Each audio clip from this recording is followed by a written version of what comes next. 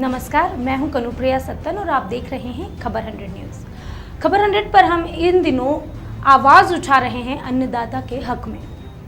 अन्नदाता की क्या समस्याएं हैं, किन चीज़ों की वजह से उनको खेती किसानी करना मुश्किल हो रहा है, वो क्या परेशानियां हैं जिनसे लगातार किसान जूझ रहे हैं, हमारे देश का अन्नदाता क्यों परेशान है। इन सवालों को लेकर हम पहुँचे हैं बार बार लगातार देश के अलग अलग क्षेत्रों के किसानों के पास। आज के इस खास एपिसोड में हमारे विशेष संवाददाता मयंक गुर्जर ने एक बार फिर से कोशिश की है अन्नदाताओं की आवाज़ को जिम्मेदारों तक पहुंचाने की। आइए लिए चलते हैं आपको हमारे विशेष संवाददाता मयंक गुर्जर के पास। ऐसी क्या लग रही है और क्या सरकार की योजना हमें अच्छी लग रही है। किसानों का फायदा भी हो रहा है, बिना ब्याज पे खाद भी फसल के लिए मिल रहा है। कौन कौन सी योजनाएं चल रही है अच्छी? ये जिला सहकारी बैंकों में जो खाद और पैसे भी मिल रहे हैं कृषि में, उसमें ब्याज वगैरह नहीं लग रहा है। हाँ, हमको संतुष्ट है, सरकार अच्छा काम कर रही है। क्या क्या योजनाएं चला रही है? अभी ये अच्छी योजना चल रही है। इन्होंने जो गांव से बारगांव से जो मजदूर आ रहे हैं वो मरना के तहत काम कर रहे हैं और खेतों के रोड काफ़ी अच्छे बना रहे हैं।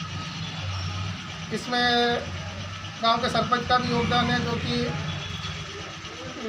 मरना के तहत खेतों के रोड अच्छी तरह से अच्छे कर रहे हैं। और कुछ?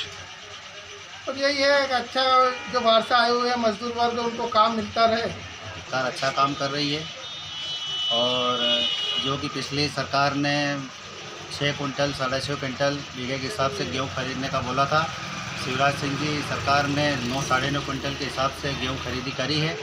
और सबसे पहले छोटे से छोटे किसानों का गेहूँ तुलवाया गया, उसके बाद बड़े किसानों को तुलवाया गया। और अधिकांश जो गेहूँ पैदा हुआ है उसमें 80% गेहूँ सरकार ने तुलवा लिया है। कुछ बड़े किसानों के गेहूँ अभी तक जो नहीं तुले हैं, हो सकता है कि उनको आशा है कि आगे चल के शिवराज सरकार उन्हें बोनस के रूप में या भावांतर के रूप में कुछ भी उन्हें प्रोत्साहित करे।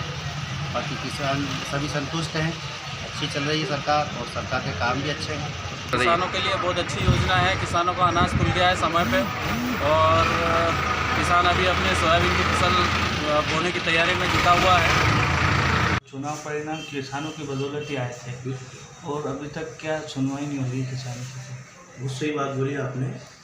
किसानों ने कांग्रेस की सरकार बनाई थी, इसमें नो डाउट कोई वाली बात नहीं। उन्होंने कांग्रेस के कमलनाथ जी ने बिना खजाने के खाली होते हुए 50,000 का पहली किस्त में कर्जा माफ़ करा, दूसरी किस्त में 1 लाख तक का कर्जा माफ़ करा और तीसरी किस्त जून में स्टार्ट थी, उसके पहले सरकार ही गिर गई। इसलिए बाकी किसानों के लिए नगद भुगतान कांग्रेस ने चालू कराया था मंडी के अंदर। आज मंडी में परेशानी आई, पेपर में पढ़ा कि वो 7 दिन बाद भुगतान करेंगे, जबकि कांग्रेस के टाइम पर हाथ के हाथ भुगतान होने लगा। दूसरा यह था कि किसान भाइयों के लिए कांग्रेस ने पिछले साल अगर बिल उठा के किसान का देखेंगे तो 2200 से 2400 रुपये तक कुंटल में मंडी में किसान का गेहूँ नगद में बिकता है। आज समर्थन मूल्य में खरीदी कर रहे हैं भाजपा की सरकार में 1920 रुपये में, और वो भी पेमेंट 15-20 दिन तक नहीं हो रहा। मैसेज का इंतजार करना पड़ रहा है। बोवनी का समय चल रहा है। माननीय कलेक्टर महोदय को फुर्सत है नहीं कि उनको भुगतान कराए। सरकार के पास तो पैसा नहीं है या फिर कलेक्टर महोदय कराना नहीं चाह रहे, ये समझ से परे है। लेकिन आज किसान को बहुत ज़रूरत है पैसों की। तो मेरा भी आपके माध्यम से निवेदन है, वास्तव में किसान परेशान है। न तो उसको उपज का मूल्य मिल रहा है, न उसे नगद भुगतान मिल रहा है। 1600-1800 में ट्राली बिक्री मंडी में लगा रहा हो तो व्यापारी को बेच के जा रहा है, नगद पेमेंट ले लेंगे। तो या तो किसान का मरण कर रहे हैं या तो व्यापारी उनको लाभ पहुँचाने के लिए इनका पेमेंट नहीं कर रहे हैं समर्थन मूल्य में। और आज कितने ही आज ही मेरे पास में मनोज कुमावत बांसकड़ी से फ़ोन आया तो बोले मेरा 800 कुंटल गेहूँ हमारे परिवार का पड़ा हुआ, आज तक हमारे पास मैसेज नहीं आया समर्थन मूल्य में तोड़ने के लिए।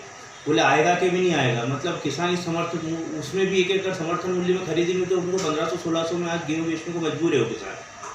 तो मेरा आपके माध्यम से माननीय मुख्यमंत्री से निवेदन है कि इस किसान पे ध्यान दे दें। जय जवान जय किसान का नारा किसान दे रहे हैं। आखिर ज़मीनी स्तर पर कब सुधार होगा किसानों?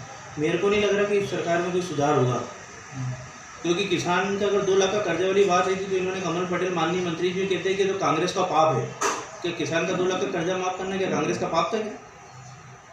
50,000 माफ़ करा पाप करा क्या? 1 लाख का कर्जा माफ़ करा पाप करा क्या? किसान को नगद भुगतान कराया पाप करा क्या? उनके बिजली का बिल का हाफ बिल करा 7,000 के 3,500 रुपये कर दिए खेती के बिल का, जबकि आज तक नहीं हुआ कभी। तो क्या पाप करा क्या? 24 घंटे लाइट दी उनको, 100 रुपये में घर परिवार की लाइट जली। ये क्या पाप करा क्या किसानों के साथ, गरीबों के साथ? तो पाप तो भाजपा की सरकार कर रही है और इसका परिणाम भुगतना पड़ेगा अगस्त तक। पहले कोरोना से और उसके बाद टिड्डी दल का हमला हो गया, किसान फिर भी परेशान रहा। और आखिर कब सौगात मिलेगी किसान? भाजपा ने जो कांग्रेस के ऊपर भी तो टिड्डी दल जैसे हमला करा, अचानक पता भी नहीं चलने दिया, 20 विधायक खरीद लिए इन्होंने। अगर ये 20 विधायक 22 विधायक नहीं खरीदते, आज कोरोना में माननीय तुलसी सिलावट मंत्री जी, कोरोना की बीमारी चालू हो चुकी थी और ये 22 दिन तक अपने कीमत में लगे थे। क्या पता था 25 करोड़ से चालू हुए, 10 करोड़ चालू, 35 करोड़ पर रुके, 50 करोड़ पर, उनकी गोली खत्म हुई 22 दिन बाद। तो 22 विधायक 22 दिन बाद बाहर आए सरकार गिराने के लिए, पहले ही गिरा देते भाई कोरोना में। और इनको जरूरत क्या थी कोरोना में सरकार बनाने की? क्या लगता है कांग्रेस फिर से अपनी सरकार बना पाएगी? किसान की इच्छा, अगर किसान को 15-16 में व्यापारी को गेहूँ बेचना है या आने वाली सोयाबीन कम भाव बेचना है तो बना, कोई दिक्कत नहीं। अगर बनाना है कि सोयाबीन के ओरिजिनल रेट चाहिए, लहसुन प्याज को, आज लहसुन के रेट क्या हो, प्याज के रेट 6 रुपये किलो होगा। कांग्रेस के टाइम पिछले साल 60-70 रुपये किलो बिके थे। उससे पूछो किसान से कि उसकी लहसुन 15-16 हज़ार रुपये कुंटल में नीमच मंसूर जाके बेची उन्होंने। मतलब रेट अगर चाहिए किसान को ओरिजिनल उपज का, तो कांग्रेस सरकार लाना पड़ेगी इनको।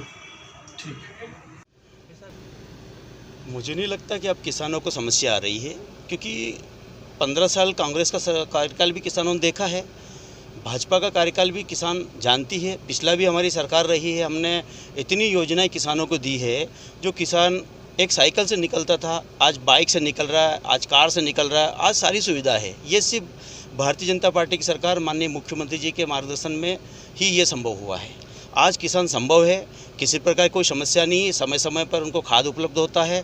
हमारी सरकार ने इतनी योजनाएं लागू करी, चाहे सोयाबीन का मुद्दा हो, सोयाबीन पे हमने एक्स्ट्रा बोनस दिया, गेहूं पर हमने बोनस दिया और उसके बाद भी उनको छूट दी, सब्सिडी दी। सोसाइटी का जब लोन मिलता था तो जब 1 लाख पे 1 लाख से ऊपर मिलता था, हमने 0% ब्याज को करते हुए और माइनस किया, 10,000 की छूट दी, 90,000 लेते हैं।